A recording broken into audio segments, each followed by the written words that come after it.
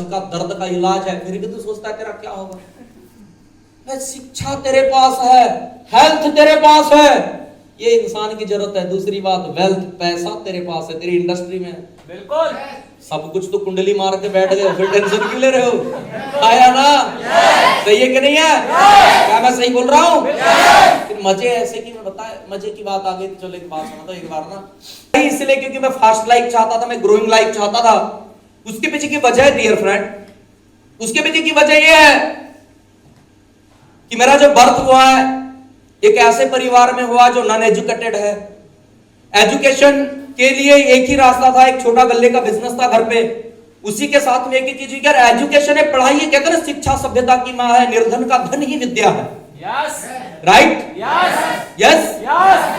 और दोस्त, जब ये चीजें एक इंसान को पता चलती है, जब सारी चीजें समझ में, पढ़ाई करने में इंदौर तक एजुकेशन के लिए गया, वहां से कैंपस सिलेक्शन हुआ, एमएनसी में मैं सिलेक्ट हुआ, देन मैं दिल्ली तक चला गया, 12,000 से मैंने ज्वाइनिंग ली, वहां पे मेरी ट्रेनिंग हुई, और देन काम करते करते मैं 18 से 20,000 रुपए महीने की पेमेंट तक गया। लेकिन ऐसे मानो महात्मा वो नाथुराम गोडसे जी जेब में बैठे, गांधी जी टिकते ही नहीं थे।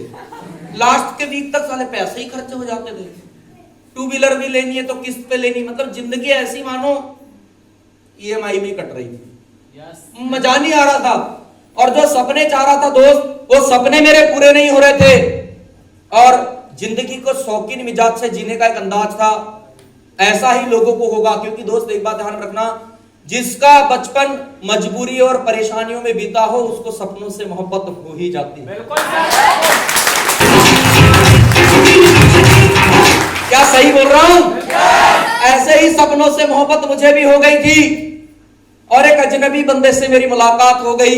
जॉब के बाद जब मैं छिंदवाड़ा पहुंचा, एक अजनबी बंदे से मुलाकात हो गई, और उसने मुझे डायरेक्ट सेलिंग का प्रोजेक्ट बताया, कंसेप्ट बताया, एजुकेशन से रिलेटेड प्रोजेक्ट बताया, कंसेप्ट बताया, और यह बात क्लियर हो गई कि वो दिन दूर नहीं जब डायरेक्ट सेलिंग इंडिया के अंदर एंटरप्रेन्योरशिप का मॉडल होगा। जब स्वरोजगार के लिए सबसे ज्यादा डायरेक्ट सेलिंग को चुना जाएगा। यस दोस्त, आज से 10 साल पहले जब हमने डिसीजन लिया, तब लोगों की शायद इस फील्ड के लिए राय सही नहीं थी, सोच सही नहीं थी, लोगों को इसके तरीके पता नहीं थी, इसके लिए कोई गाइडलाइन नहीं थी।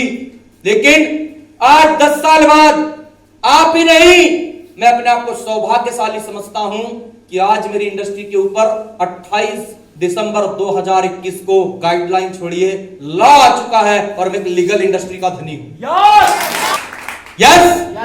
और आपको भी पूरी पावर के साथ कहना चाहिए, मैं ऐसी फील्ड का धनी हूं जिस फील्ड के अंदर दम है कि वो इंडिया को 5 ट्रिलियन इकोनॉमी तक लेके जा सकती है। मैं ऐसे फील्ड का धनी हूं जो इंडिया के हर इंसान को रोजगार देने का दम रखती है। मैं ऐसी फील्ड का धनी हूं जिसका रेशियो नौकरी देने वाली कोचिंगों से भी ज्यादा है। कामयाब करने का रेशियो जिसका ज्यादा है, उसका परसेंटेज ज्यादा है। मैं ऐसे फील्ड का धनी हूं जो कम पैसे की लागत में एक इंसान के लिए बड़ा एम्पायर खड़ा करने की औकात रखती है, क्योंकि 10,500 रुपए के बदले प्रोडक्ट देकर किसी को जिंदगी भी दे दे, ऐसा प्रोजेक्ट मैंने आज तक नहीं देखा। जो इंडस्ट्री 2025 तक 65,000 करोड़ की इंडस्ट्री बनने वाली है, जो इंडिया के अंदर सेल्फ एम्प्लॉयमेंट को, एंटरप्रेन्योरशिप को जन्म देने वाली है, लोगों को टेंशन फ्री करने वाली है। क्योंकि दोस्त 140 करोड़ 150 करोड़ की आबादी, मैं कहता हूं आप जनगणना होने तो 150 करोड़ ही निकलेंगे। यस। इतनी बड़ी आबादी वाले देश में नौकरी कभी सॉल्यूशन हो ही नहीं सकती। बिल्कुल सर। आया ना?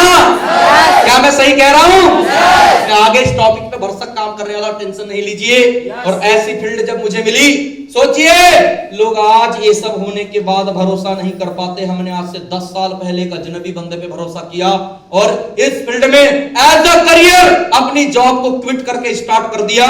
ऐसी great personality mister Piyush Malviya के लिए एक बार ग्रेट क्लैपिंग।